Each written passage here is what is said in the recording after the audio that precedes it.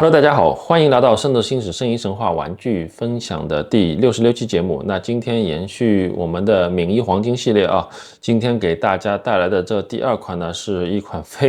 人气非常旺的角色，那就是敏一的沙加 1.0 版本。现在已经有敏一沙加的 EX 版本了啊，在后续的视频里面给大家分享。那今天呢，我们主要来说到早期的敏一沙加，为什么会有2个敏一沙加呈现在大家眼前呢？并不是因为我太过富裕，收2个敏一沙加绝对是因为太喜欢这一款角色了。这2个敏一沙加的它其实圣衣的盔甲的那个光泽度啊，其实是已经大不如前了。当初收的时候到现在应该是有7、8年的时间，放在柜子里面。新的时候是非常的好看啊，延长日久，包括上海这个潮湿的天气啊，对盔甲其实还是有一点的附着性的。众所周知，沙加其实在冥王12宫里应该说是绝对的人气角色。Athena Exclamation 的3个角色，它其实这是在中间的啊。冥王12宫看下来，尤其是在最后沙加肉体灰飞烟灭的时候，其实我觉得会让大部分的圣迷都是泪目的啊。沙加的他个人角色的这个魅力，尤其是因为沙加他的绝对实力吧，我觉得在圣斗士里面还是受追捧的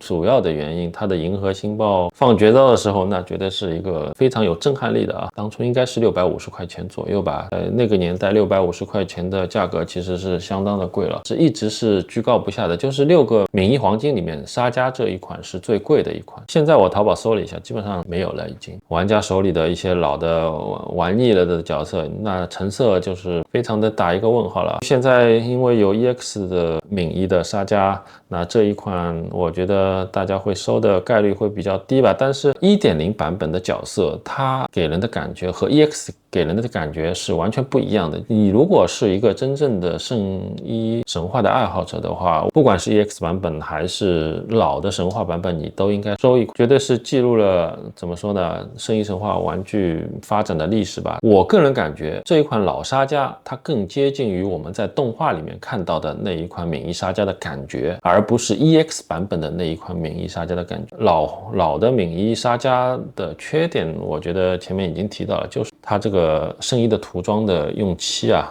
经不起岁月的磨砺，就暗淡下来了。我觉得这个是一个最大的问题，其他倒还好了。这个脸有一点太黄了的那种感觉，如果稍微再白一点，或者塑料的用料稍微再白一点，没有那么黄，有点面黄肌瘦的感觉，就会更加好。好，那我们按照惯例，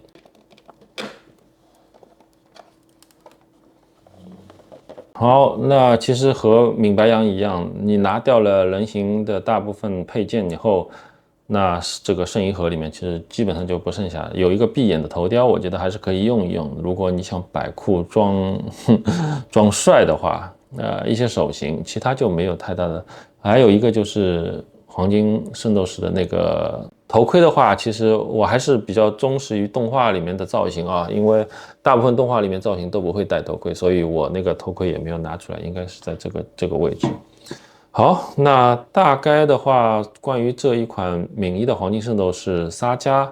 我觉得能够说到的地方就只有这一些了。欢迎大家的收看，我们下一期视频再见。不要忘记点赞和转发这一期视频。如果你喜欢圣衣神话，如果你对我的视频也觉得还可以的话，那就请大家多多支持。那我们下期节目再见，拜拜。